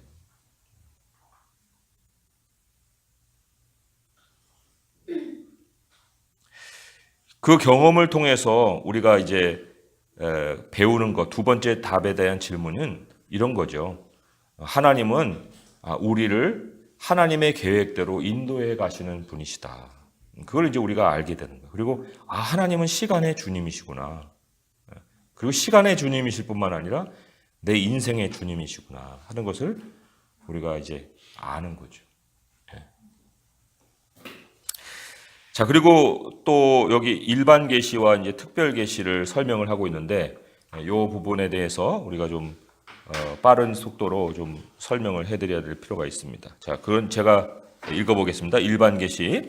일반 계시는 내용과 범위가 일반적입니다. 내용 면에서 일반 계시는 하나님에 관한 전반적이고 일반적인 지식을 제공합니다. 예를 들어 일반 계시는 하나님은 능력이 있으시다와 같은 진리는 계시할 수 있어도 하나님이 아들, 하나님이 아들 예수님을 보내셔서 세상을 구원하셨다와 같은 특별한 정보는 계시할 수 없습니다. 또한 일반 계시는 범위 면에서도 일반적이기 때문에 모든 사람이 그 대상입니다. 일반 계시는 특정 그룹의 사람에게 초점을 두지 않고 모든 사람에게 어떤 것을 계시합니다. 창조는 일반 계시의 주요 수단 중 하나입니다. 창세기 1장의 창조 이야기는 사흘씩 두 세트로 나뉘어 있습니다. 3절에서 하나님이 말씀하시기 전에 땅은 혼돈하고 공허하며 어둡습니다. 첫 세트에 속한 날들은 창조 전의 어둠과 혼돈을 다룹니다. 그런데 자, 여기 3절부터 해서 거기 나오는 13절까지 본문을 우리 3분단 읽어보세요. 여기가 이제 3분단이죠. 시작. 하나님이 이르시되 빛이 있으라 하시니 빛이 있었고 빛이 하나님이 보시기에 좋았더라. 하나님이 빛과 어둠을 나누사 하나님이 빛을 낮이라 부르시고 어둠을 밤이라 부르시니라. 저녁이 되고 아침이 되니 이는 첫째 날이니라. 하나님이 이르시되 물 가운데 궁창이 있어 물과 물로 나뉘라 하시고 하나님이 궁창을 만드사 궁창 아래 물과 궁창 위에 물로 나뉘게 하시니 그대로 되니라. 하나님이 궁창을 하늘이라 부르십니다. 저녁이 되고 아침이 되니 이는 둘째 날이라. 하나님이 이르시되 하나에 우리 한 곳에 모이고 빛이 드러나라 하시니 그대로 되니라. 하나님이 빛을 땅이라 부르시고 모임물을 바다라 부르시니 하나님이 보시기에 좋았다. 하나님이 이르시되 땅은 풀과 심 있는 채소와 각기 종류대로 내가 하시니 그대로 되어 땅이 풀과 각기 종류대로 심 있는 채소와 각기 종류대로 씨 가진 열매 맺는 나무를 내니 하나님이 보시기에 좋았더라. 저녁이 되고 아침이 되니 이는 셋째 날이니라. 아멘. 자, 이 창조의 기사가 누구를 알려주는 거라고요? 하나님을 알려주는 거죠. 그럼 여기서 하나님을 발견해야 되는 거예요. 만약 하나님을 발견하지 않는다면 엉뚱한 것에 눈을 둘 수가 있는데, 그러면 하나님에 대해서 우리가 무엇을 발견하는가? 한 3가지 정도 한번 우리 하나님에 대한 발견을 해볼 수가 있습니다. 첫째는 빛과 어둠을 나누셨다고 했잖아요. 그죠? 그게 바로 구별인데, 그 구별만을 우리가 볼 수가 없고 더 큰 의미가 있는 것이 빛의 창조의 의미예요. 고린도후서 4장 6절을 한번 보세요. 고린도후서 4장 6절의 말씀. 이게 모든 창조의 시작점이라고 할 수가 있어요. 고린도후서 4장 6절의 말씀. 함께 읽어보겠습니다. 289쪽이죠. 시작. 어두운 데에 빛이 비치라 말씀하셨던 그 하나님께서 예수 그리스도의 얼굴에 있는 하나님의 영광을 아는 빛을 우리 마음에 비추셨느니라. 2가지 똑같은 사건, 그러니까 빛을 비춘 사건을 우리에게 얘기해 주면서 의미를 비교하고 있는 거예요. 그러니까 의미는 같다는 거예요. 하나는 그냥 창조 안에 빛을 비춰준 거고, 두 번째로는 우리 마음에 빛을 비춰줬다는 거 외에는 그 의미는 똑같아요. 그것은 뭐냐면 하나님의 계시예요, 계시. 하나님의 영광을 아는 계시. 이게 바로 빛이에요. 세상은 빛이 창조되기 전까지는 흑암입니다. 그 모양은 있으나 그 하나님께서 만들어 놓으신 천지는 있으나 그 의미를 아무도 몰라요. 덮여 있는 거예요. 어두운 세상으로. 그러나 그 어두운 세상을 의미를 부여해 주신 것이 뭐냐면 계시거든요. 이것은 넷째 날의 광명체하고 달라요. 만물이 방향을 가질 수 있고 만물이 축을 가질 수 있는 그 중심에는 하나님의 계시가 있습니다. 그러니까 우리가 하나님을 아는 것도 무엇으로부터 출발합니까? 계시로부터 출발하는 거예요. 하나님 우리 마음에 하나님을 아는 빛을 비춰줄 때 그때 비로소 우리가 하나님 하는 거지, 그 전까지는 우리 스스로 하나님을 찾을 수가 없거든요. 그러니까 만물도 마찬가지라는 거예요. 만물의 시작에 하나님이 우리에게 주신 큰 선물이 뭐냐면 하나님을 아는 계시예요. 그 계시가 만물의 비춤으로 인해서 죄가 있기 전에 만물은 하나님의 영광을 발견하는 소재가 되는 거죠. 다 좋았더라 하잖아요. 하나님 좋았더라. 어떻게 좋을 수가 있어요? 다 하나님의 계시를 받아서 반영을 하기 때문에. 말씀으로 창조됐잖아요. 그래서 첫 번째로 우리가 창조 안에서 발견할 수 있는 것은 자신을 나타내시는 하나님이에요. 계시하시는 하나님. 그게 우리가 창조에서 발견하는 하나님의 모습이고, 두 번째로는 이 뭔가 뭐를 이렇게 나누잖아요, 그죠? 물과 하늘을 나누고 이렇게 무추를 드러나고 또 바다라 부르시고 그것에 경계선을 세우시고, 이게 바로 통치하시는 하나님이죠. 영역을 나눠주시는 하나님, 이렇게도 생각을 해볼 수가 있는데, 이 창조의 하나님의 그 모습을 우리가 고린도후서에서 더 자세하게 만날 수가 있는데, 고린도후서 10장 한번 보세요. 고린도후서 10장 13절의 말씀 보십시오. 고린도후서 10장 13절의 말씀, 이런 말씀이 기록이 되어 있습니다. 시작. 그러나 우리는 분수 이상의 자랑을 하지 않고 오직 하나님이 우리에게 나누어 주신 그 범위의 한계를 따라 하노니 곧 너희에게까지 이른 것이라. 하나님이 각 사람에게 이 한계를 그어 주십니다. 이게 범위고, 범위에 한계가 있어요. 각 사람에게 이게 있다는 거예요. 그런데 이 사람에게는 이런 게 있겠고, 이런 사람이 이런 게 있을 거 아닙니까? 만약에 우리가 그 다음 절에 스스로 지나쳐 나간다는 말이 있죠. 스스로 지나쳐 나간다는 것이 overextending이라는 뜻이에요. 확장해 가는 거예요. 확장해 가는데 자기 영역도 아닌 곳을 침범해서 나가는 거죠, 이렇게. 그렇게 되면은 하나님이 나눠주신 범위의 한계가 있는데, 이 overextending 하게 되면은 사람의 영향력이 커지는 거예요.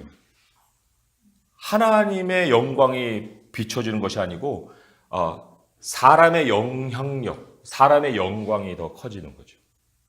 그래서도 바울은 철저하게 무엇을 따라서 했냐면은 여기 그리스도의 하나님이 우리에게 나누신 그 범위들 따라 하는 곧 너희에게 한 것이라고 14절에 보면 그리스도의 복음으로 너희에게까지 이르렀다 했죠. 그리스도의 복음으로. 하나님이 맡겨주신 그 사명에 충실하다가 고린도에 이르는 거예요. 고린도에. 그러니까 고린도에 이르는 것은 바울의 열심으로 이룬 것이 아니라 그리스도의 복음이라는, 하나님이 이방인의 사도로 세워주신 그 사역의 범위 안에서 충실하다 보니까 고린도에 이르렀다. 그래서 그런 하나님의 그 영역을 나누시는 통치 개념이 어디서부터 나오냐면은 바로 창조 기사에서부터 나오는 거예요. 민족과 나라의 경계선을 세우신 분도 하나님이시고, 각 사람이 살아가야 될 삶의 영역을 나눠주신 분도 하나님이신데, 그 하나님의 그 나눠주심이 어디서 우리가 먼저 찾아볼 수 있냐면 창조의 기사에서 나올 수 있다는 거죠. 또 여기 세 번째로 찾아볼 수 있는 것이 풀과 씨 맺는 채소, 씨 가진 열매. 여기 계속 씨를 얘기를 하고 있습니다. 그냥 채소도 아니고 그냥 열매 맺는 나무도 아니고 씨 가진 열매, 씨 맺는 채소, 이렇게 얘기를 하고 있어요. 이 씨를 얘기해 준 것이 바로 고린도후서 9장 10절이에요. 고린도후서 9장 앞 한 장만 가면 되죠? 한번 읽어보겠습니다. 시작. 심는 자에게 씨와 먹을 양식을 주시는 이가 너희 심을 것을 주사 풍성하게 하시고 너희 의의 열매를 더하게 하시리니. 하나님이 두 가지로 나눠주십니다. 씨가 있고 먹을 양식이 있어요. 씨는 먹을 게 아니에요. 씨는 먹는 게 아니고 심는 겁니다. 먹을 것은 따로 주시는 거예요. 그러면 이 씨라는 것은 바로 우리가 그 창조를 보존해 가게 만드시는 그 의도가 있는 거죠. 우리가 씨를 심어야 되니까. 그리고 씨를 통해서 또한 열매를 맺을 때 거기에서도 양식의 부분이 있고 또한 심어야 될 부분이 있는, 이러한 하나님의 그 의도가 있는 거죠. 그래서 계속 씨 맺는 채소, 씨 가진 열매, 이런 것들을 우리에게 알려주고 있습니다. 그래서 이것은 우리에게 사명을 맡기시는 하나님이죠. 창조의 청지기로 우리를 세우시는 하나님을 또한 여기서 우리가 만날 수가 있다는 거예요. 그래서 계시하시는 하나님, 또 범위를, 영역을 주시는 하나님, 그리고 우리에게 이 창조의 어떤 영역을 맡기시고 관리하게 하시는 그런 하나님, 여러 가지 이제 그 외에도 무수한 하나님을 발견할 수가 있죠. 자, 계속 읽어봅니다. 하나님이 혼돈 속에 빛과 형태와 질서를 부여하시는 것이 보입니까? 하나님이 그렇게 하신 이유를 기억하십시오. 하나님은 낮과 밤, 하늘과 땅 그리고 바다를 창조하심으로써 자신을 계시하셨습니다. 여기 자신을 계시하셨다는 말에 좀 주목을 하셔야 되고요. 자, 질문을 봅니다. 첫째 날부터 셋째 날까지 창조된 영역들이 선하고 아름다우며 유용한 이유는 무엇입니까? 이 창조 영역들은 하나님에 관해 무엇을 계시합니까? 선하고 아름답고 유용한 이유는 바로 하나님의 능력과 신성을 드러내기 때문이죠. 그리고 하나님에 관해서 무엇을 계시합니까? 할 때 자신을 나타내시고 거룩한 하나님이시죠. 구별하시는 걸 통해서 자신을 나타내시는 하나님, 계시하시는 하나님, 통치하시는 하나님, 또 생산하시는 하나님, 뭐 이런 여러 가지 것들을 우리가 말을 해볼 수가 있습니다. 자, 두 번째 세트 한번 보겠습니다. 거기 이제 새로 오신 분이 1분단에 소속이 많이 되셨어요. 그래서 1분단 5분인가? 4분. 4분. 말씀을 14절부터 해서 읽어보시기 바랍니다. 시작. 하나님의 시대에 하늘의 군상의 광명체들이 있어 낮과 밤을 나뉘게 하고 그것들로 징조와 계절과 날과 해를 주게 하라. 또 광명체들이 하늘의 궁창에 있어 땅을 비추라 하시니 그대로 되니라. 하나님이 두 큰 광명체를 만드사 큰 광명체로 낮을 주관하게 하시고 작은 광명체로 밤을 주관하게 하시며 또 별들을 만드시고 하나님이 그것들을 하늘의 궁창에 넣어 땅 비추게 하시며 낮과 밤을 주관하게 하시고 빛과 어둠을 나뉘게 하시니 하나님이 보시기에 좋았더라. 저녁이 되고 아침이 되니 넷째 날이니라. 하나님의 이르시되 물들은 생물을 번성하게 하라. 땅의 하늘의 궁창에는 생각을 알라 하시고 하나님이 큰 바다 짐승들과 물에서 번성하여 움직이는 모든 생물을 그 종류대로 날개 있는 모든 새를 그 종류대로 창조하시니 하나님이 보시기에 좋았더라. 하나님이 그들에게 물을 주시며 이르시되 생육하고 번성하여 여러 바닷물에 충만하라. 새들도 땅에 번성하라 하시니라. 저녁이 되고 아침이 되니 이는 5째 날이니라. 하나님이 이르시되 땅 생물을 종류대로 내되 가축과 기는 것과 땅의 짐승을 종류대로 내라 하시니 그대로 되니라. 하나님이 땅의 짐승을 그 종류대로 가축을 그 종류대로 땅에 기는 모든 것을 그 종류대로 만드시니 하나님이 보시기에 좋았더라. 아멘. 자, 그럼 문단을 한번 읽어볼게요. 21페이지. 모든 창조 영역에 형태를 부여하신 하나님 이제는 그것들을 채우십니다. 이번에도 하나님이 창조하신 것들은 하나님이 어떤 분이신지를 세상에 나타냅니다. 넷째 날부터 여섯째 날까지 창조된 것들이 선하고 아름다우며 유용한 이유는 무엇입니까? 이 창조물들은 하나님에 관해 무엇을 계시합니까? 자, 여기서 우리가 하나님이 일하시는 방식을 알 수가 있어요. 뭐냐면 먼저 틀을 만드시고 다음에는 그 틀을 채우시는 하나님이죠. 절대로 거꾸로 일하지 않으시는 거예요.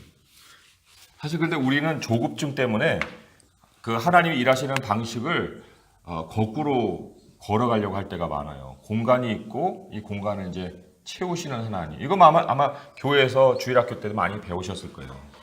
빛, 어둠, 그죠? 그다음에 물과 궁창. 그다음에 여기는 무신가요?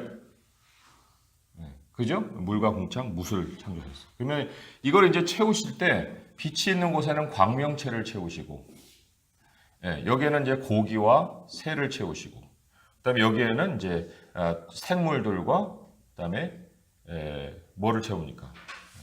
사람을 채우죠. 이렇게 이제 채우는 거예요.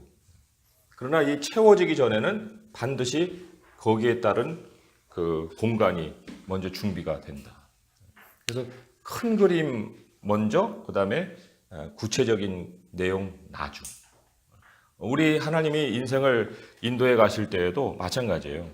30대, 40대, 아마 40대까지도 공간을 만드시는 하나님의 손길이라고 볼 수가 있습니다. 근데 우리는 이 채워지는 것에 눈을 더 두거든요. 이것보다도. 그래서 이거를 자꾸 하려다 보니까 담을 그릇이 없는 거예요. 담을 그릇도 없이 내용만. 그러니까 돈도요. 사실 이 그릇이 있을 때 돈이 채워지는 거지. 그릇 없는 데서 돈이 채워지면 계속 쏟아붓는 것 같아요. 그래서 이런 하나님의 모습도 우리가 그러한 배열을 통해서도 볼 수 있고, 그리고 이 자체로 네 번째, 다섯 번째, 여섯 번째 그 자체에서도 우리가 찾아보면은 첫째는 광명체들을 통해서 징조, 계절, 날, 해 이렇게 됐지만 하나님이 시간의 주님이시다는 것을 다시 한번 여기서 발견을 하는 거예요. 시간의 주님. 또 하나님의 계시를 이러한 여러 가지 징조와 계절을 통해서 우리에게 가르치시는 하나님이에요. 그래서 예수님도 왜 무화과 나무를 봐라. 여름이 가까웠고 하면 끝이 가까운 것을 안다. 이런 여러 가지 비유를 또 사용하신 것처럼, 그리고 마지막 때 그 마지막을 알려주는 데에는 1월 성신이 또 사용이 되잖아요. 그러니까 하나님의 계시의 도구로서 광명체들이 사용되고 있는 것, 이런 것을 우리가 생각을 해볼 수가 있죠. 그리고 두 번째로는 이제 복을 주시는 하나님을 만나요.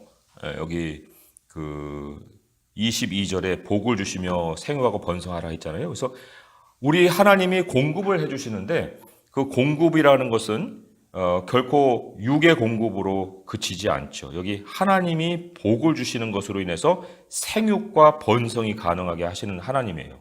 그래서 공급자 하나님이라고 할 때 그 공급은 반드시 하나님이 주시는 하늘의 공급을 받아야 한다.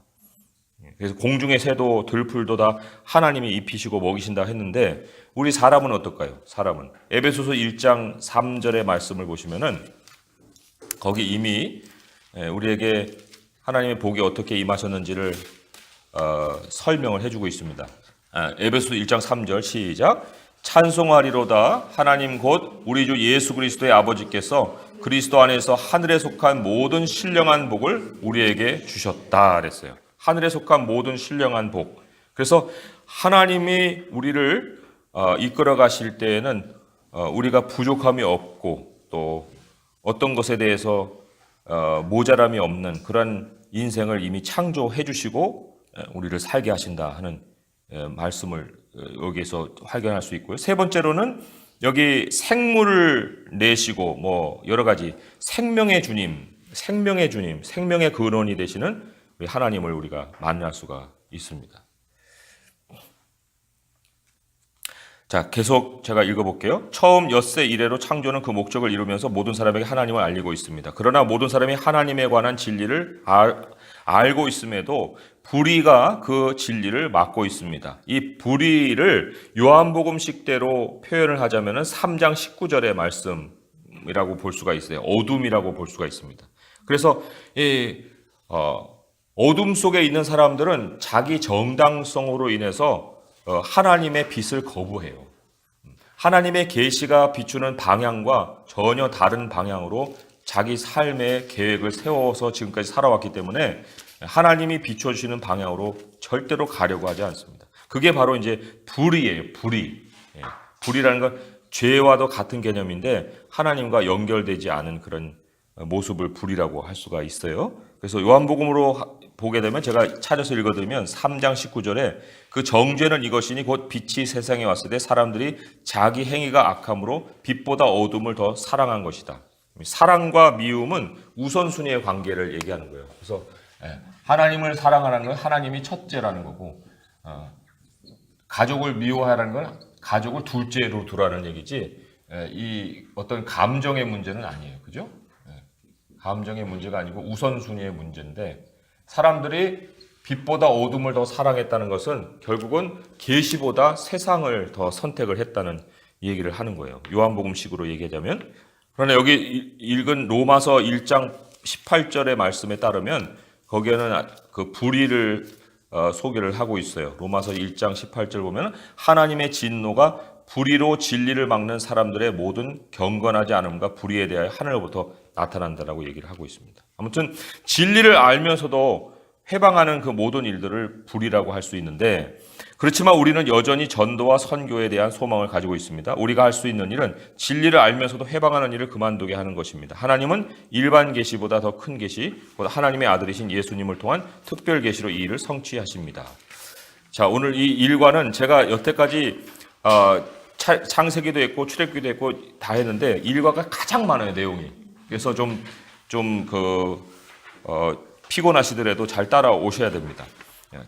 그 2과부터는 그렇게 많지가 않으니까 오늘 잘 하세요. 3번 포인트 세 번째 같이 한번 읽어보겠습니다. 시작. 하나님이 아들로 말미암아 만물을 창조하셨습니다. 자, 2분단 읽어주세요. 시작. 비록 하늘에나 땅에나 신이라 불리는 자가 있어 많은 신과 많은 주가 있으나 그러나 우리에게는 한 하나님 곧 아버지가 계시니 만물이 그에게서 났고 우리도 그를 위하여 있고 또한 한 주 예수 그리스도께서 계시니 만물이 그로 말미암고 우리도 그로 말미암아 있느니라. 아멘. 이 본문의 시각으로 창조 이야기를 다시 읽어보면 다음과 같은 의문이 생길 수 있습니다. 성령님이 운행하시고 성부 하나님이 말씀하신 건 알겠는데 아들 예수님은 어디에 계신 거지? 하나님이 말씀하셔서 만물이 하나씩 존재를 드러낼 때마다 아들 예수님도 거기에 계셨습니다. 만물은 하나님의 아들로 인해 존재합니다. 우리가 예수님 하면은 신약성경 마태복음부터 만나는 인물로 생각하기가 쉽죠. 그런데 그것은 말씀이 육신이 되어 오신 분이지 말씀 자체로 이미 창조 때 같이 계셨고 그 말씀이 한시적으로 자신의 모습을 드러낸 사건들이 굉장히 많아요. 창세기에만 해도 굉장히 많습니다. 아브라함에게 나타난 여호와 하나님, 또 멜기세덱의 모습으로 나타난 모습, 이게 다 아들 예수 그리스도를 나타내는 거예요. 하나님은 보이지 않으신 분이고 하나님의 영도 보이지 않는 분이잖아요. 그러나 자신을 보일 수 있게 나타내시는 분이 있다면 그게 바로 성자 하나님이세요. 그리고 그 성자 하나님뿐만 아니라 하나님의 영광을 만물을 통해서 이제 드러내는데 만물을 통해 사람들이 하나님의 영광을 볼 수 없기 때문에 하나님이 자신을 직접 드러내신 그 사건이 바로 육신으로 오신 말씀 사건이었다는 거예요. 그러나 그럼에도 불구하고 말씀은 그 이전부터 존재하셨던 하나님이시라는 것을 우리 성경이 선포를 하고 있습니다. 자, 그래서 말씀으로 지으셨다는 사실 안에 우리가 아들 예수 성자 하나님을 발견할 수 있는 건데 질문입니다. 하나님이 아들로 말미암아 만물을 창조하신 것을 알고 난 후 예수님에 대한 생각과 감정의 변화가 생겼습니까? 어떤 변화입니까? 할 때 바로 제가 발견한 하나님은 말씀이시다. 하나님은 자신을 드러내실 수 있는 분이시다. 그리고 말씀은 창조의 능력을 가지신다.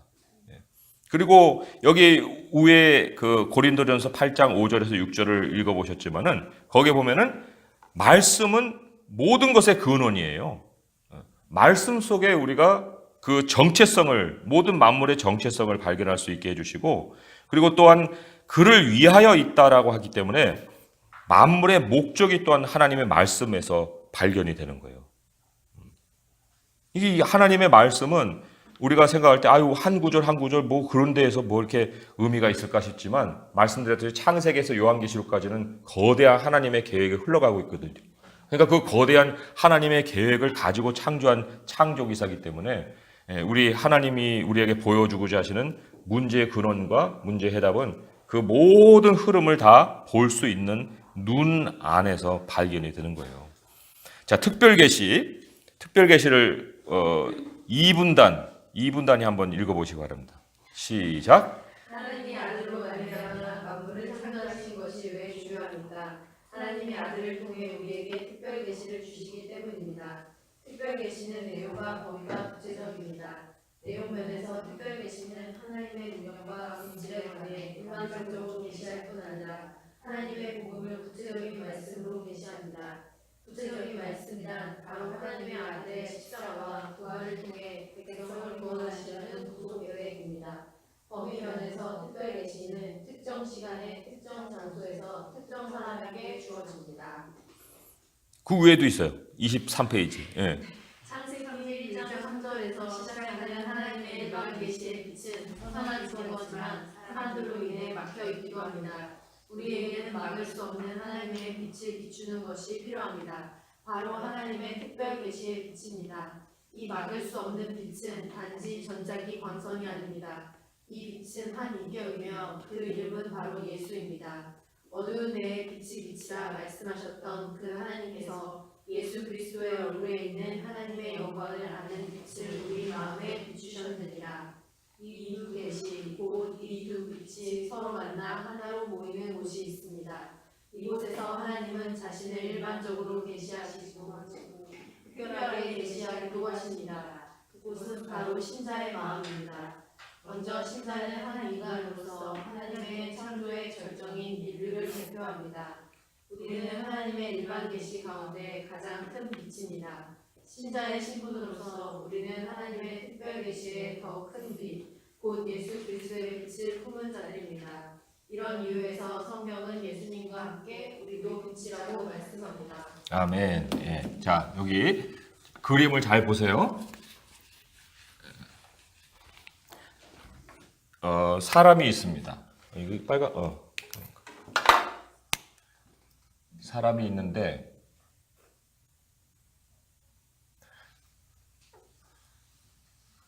요 자체로가 그 하나님의 영광을 나타내는 거예요. 그렇잖아요? 하나님이 사람 지으시고 좋았다 했으니까. 그러나 우리가 사람을 보고서 하나님을 발견하는 일은 이제 없어요. 왜냐면 사람이 하나님과 끊어졌기 때문에 하나님의 영광을 비추는 빛이 여기서 빛나지를 않아요. 그런데 하나님께서 또다시 사람에게 계시한 것이 있는데 사람의 마음 속에 하나님의 영광 아는 빛을 비춰주셨어요. 그래서 이 빛이 있음으로 인해서 사실 회복이 되는 것이 바로 우리의 일반의 모습입니다. 왜냐하면 하나님의 빛이 이 사람에게 비추면은 이 빛이 이 사람의 사고를 지배하죠. 우리는 사고가 여기에 있다고 하지만 그 히브리 사람들은 염통이나 간이 사고 방식의 그 기능을 하는 거예요. 그래서 막 우리도 기도하면 배가 아프죠. 그렇게 배가 아플 정도 기도를 해보시는 분이 아무튼 막 배가 땡길 정도로 아파요. 왜냐하면 그게 바로 우리의 심령이기 때문에 그렇거든요. 근데 하나님이 그 심령에 빛을 비춰줘서 이 빛으로 인해서 이 사람의 행동이 바뀌는 거예요. 그렇기 때문에 이 빛이 우리에게 들어옴으로 인해서 우리 하나님이 우리 자신의 몸을 통해서도 하나님의 영광을 드러내기를 원하시는 거예요. 그러니까 이중적인 거죠. 그래서 하나님이 뭐라고 했냐면 사람이 마음에 쌓은 선에서 선을 낸다 그랬어요. 마음에 선을 쌓습니다. 이 선이 무엇으로 인해서 쌓여질까요? 선이 무엇으로 인해 쌓여질까요? 마음에 쌓은 선에서 선을 낸다. 이 선이라는 건 아까 하나님의 영광과 하나님의 신성과 능력을 보이는 거라고 그랬잖아요. 그러니까 우리가 성경을 읽을 때에도 글자로 읽으면은 글자밖에는 안 남는데 이 하나님을 우리가 배우고자 하고 하나님을 여기서 발견하게 되면 그 하나님이 내 마음에 쌓이는 거예요. 하나님이 쌓이는 만큼 우리가 하나님을 얘기하게 되는 거예요. 쌓은 선에서 선이 나가니까. 그리고 우리의 행동이 또한 하나님의 말씀으로 인해서 바뀌잖아요. 그러니까 우리의 사고도 바뀌고 행동도 바뀌고. 그래서 여기 소개되고 있는 말씀 그 14절 여기 이게 어디 14절일까요? 이게 몇 장 14절이요? 마태복음 아마 6장일 거예요. 그죠? 마태복음 6장. 거기 14절부터 해서 16절까지 같이 한번 읽어볼게요. 시작. 너희는 세상의 빛이라. 산 위에 있는 동네가 숨겨지지 못할 것이요 사람이 등불을 켜서 말 아래 두지 아니하고 등경 위에 두나니 이러므로 집안 모든 사람에게 비치느니라. 이같이 너희 빛이 사람 앞에 비치게 하여 그들로 너희 착한 행실을 보고 하늘에 계신 너희 아버지께 영광을 돌리게 하라 했어요. 하나님께 영광을 우리가 껌 사주는 걸로 사람들이 하나님께 영광 안 돌려요. 그런 일은 없어요. 그렇지만 우리는 그걸 착한 행실이라고 생각을 하죠. 그러니까 규정이 잘못된 거예요. 개념이. 그러나 여기에서 착한 행실은 하나님이 우리에게 비춰주신 예수 그리스도를 아는 빛, 계시로 인해서 우리의 지각이 열리고 하나님을 깨닫고 하나님의 뜻대로 하나님을 방향을 삼아서 살고자 하는 그 모든 삶, 그게 착한 행실이거든요.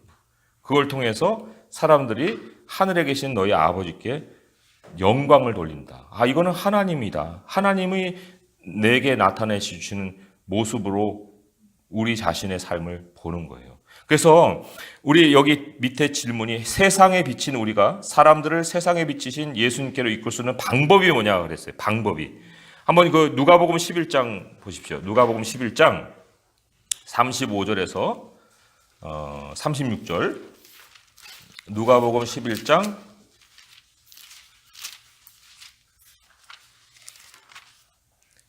35절에서 36절 함께 읽습니다. 시작. 그러므로 내 속에 있는 빛이 어둡지 아니한가 보라. 내 온몸이 밝아 조금도 어두운 데가 없으면 등불이 너의 빛이 너를 비출 때와 같이 온전히 밝으리라 하시니라. 자, 보세요. 우리가 있어요. 우리의 모습을 드러내려면 여기서 등불이 비춰줘야 돼요. 그런데 우리 안에서 빛이 확 드러나면은 등불이 우리를 비추는 것처럼 우리가 빛난다는 거예요. 우리가 등불이 된다는 거예요. 그런 뜻이거든요, 여기. 등불의 빛이 너를 비출 때와 같이 너 자신이 온전히 밝으리라는 거거든요. 우리가 빛이라는 거예요. 그럼 그 빛이 되려면 어떻게 해야 됩니까? 우리 속에 있는 빛이 어둡지 아니한가 보라는 거예요. 우리 속에 빛이라는 것은 하나님의 말씀이잖아요. 하나님의 말씀이 우리 안에 늘 빛을 비춰주고 있는지를 돌아보아라. 그래서 그 빛이 온전히 밝으면 내 온몸이 밝다. 내 온몸이 밝으면 외부의 도움이 아니라 너 스스로의 빛으로 사람들에게 빛을 보여줄 수가 있다. 지금 그 얘기를 하는 거죠. 그리고 말씀을 우리 안에 모신다는 것이 결국은 예수님을 우리 안에 모시는 거예요. 예수님과의 동행을 얘기하는 거죠. 자, 그러면 결론으로 한번 옮겨가 보겠습니다. 결론은 우리 모두가 다 같이 한번 읽어보겠습니다. 시작.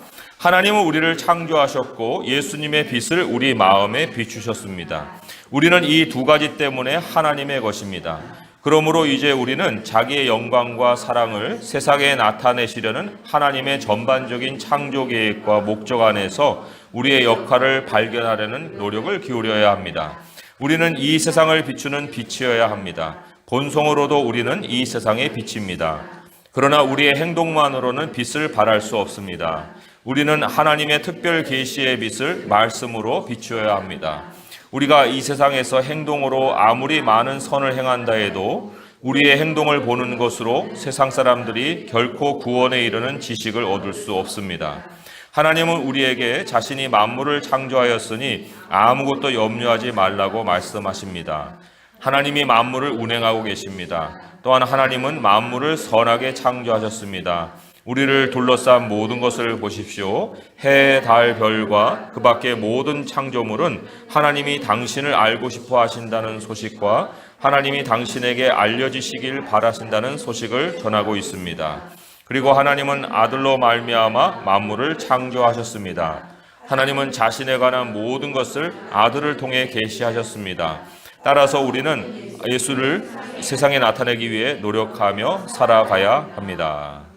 그리스도와의 연결 읽습니다. 시작. 만물은 하나님의 아들에 의해 아들을 위해 아들로 말미암아 존재합니다. 네. 자, 이제 토론 시간이지만은 오늘은 제가 끝까지 다 인도를 하고요. 다음 주부터 토론을 하겠는데 이 1번, 2번, 3번의 문제가 어디서 나온다고요? 답이 각각 포인트에서 나온다고 그랬죠? 그러니까 1번 문제 보면은 하나님이 만물을 지으셨다는 진리가 나의 삶에 어떤 영향을 미칩니까? 했는데 우리가 1번에서 다뤘던 것이 바로 하나님이 우리에게 그 창조주로 나타남으로 인해서 우리의 삶에 축이 생기고 방향이 생긴다 그랬어요.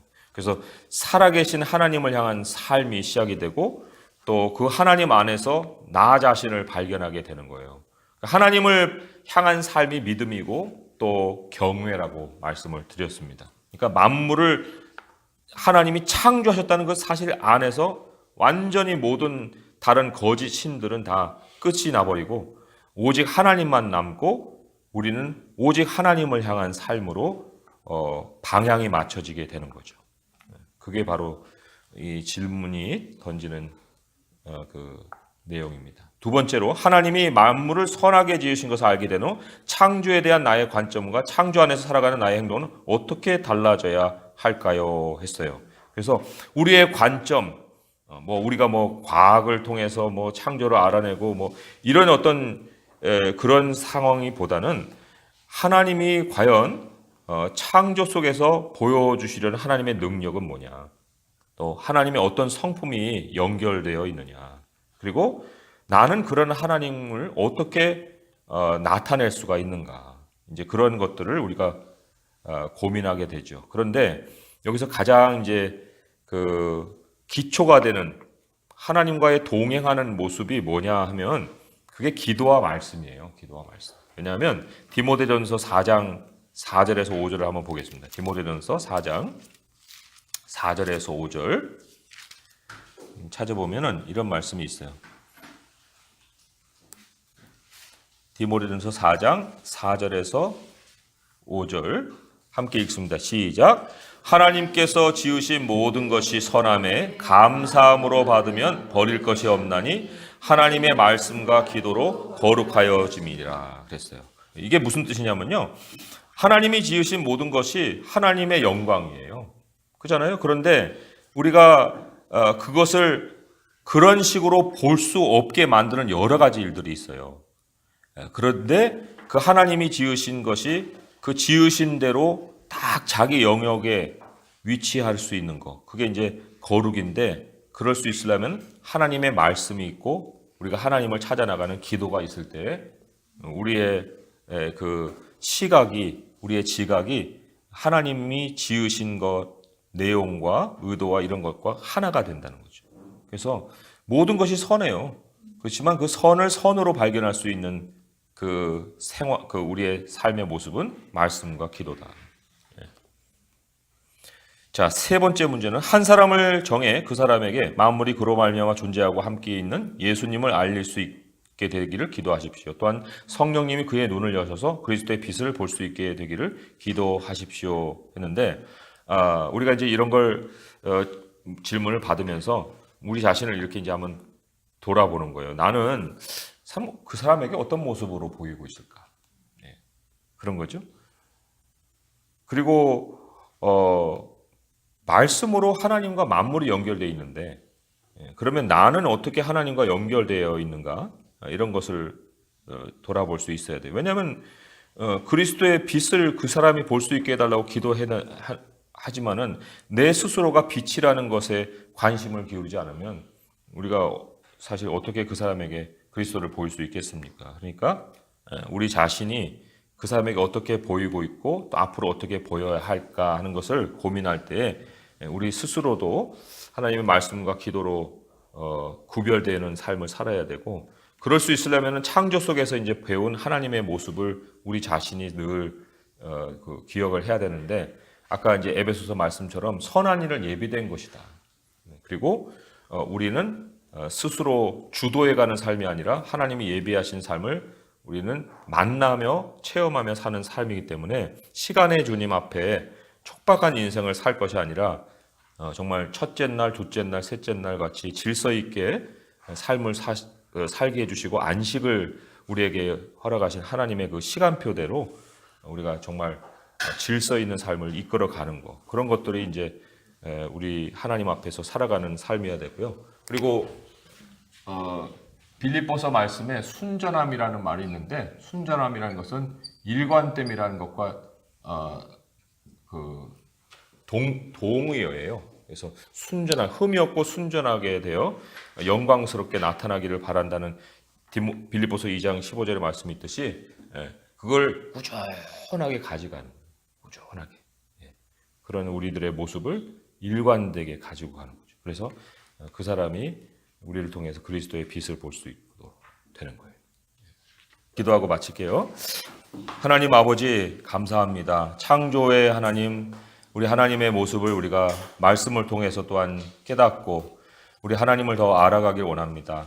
오늘 시작했는데 우리 하나님께서 끝까지 인도하여 주셔서 우리의 지각을 넓혀주시고 또 하나님을 우리가 알되 그 하나님의 영광을 알고 주님의 신성을 배우고 또 우리 자신 안에 비춰진 그 영광의 빛을 통하여 우리 스스로 또한 하나님을 비추는 영광의 빛으로 살아갈 수 있게 하여 주옵소서. 우리의 삶을 먼저 인도하여 주신 하나님, 예비되신 그 선한 일을 우리가 경험케 하시고 그럴 수 있도록 우리 하나님께 모든 삶의 주도권을 드리고 순종하며 따라갈 수 있는 저희가 되게 하여 주옵소서. 예수님의 이름으로 감사하며 기도합니다. 아멘.